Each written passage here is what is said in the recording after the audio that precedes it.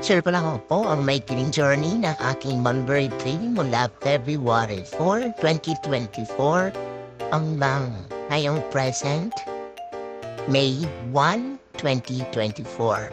Currently, ito na po siya ngayon. Ayan, so dumami na naman ang kanyang dahon. So nag-decide naman akong keep prune ngayon para man panibago at lalo pang lumid ang kanyang mga dahon. So fast forward muna natin para mabilis. At pagkatapos ko nga itong kalbuhin, ito na ang kanyang kinalabasan. O, diba, may initial wiring na siya. So, after kong ma-prune, is nag-wire naman ako ng ibang maliliit na talbos para naman maging guide nila. Ayan. So, hindi ko na binidyohan yung pag-wire, pero eto na siya. Ngayon.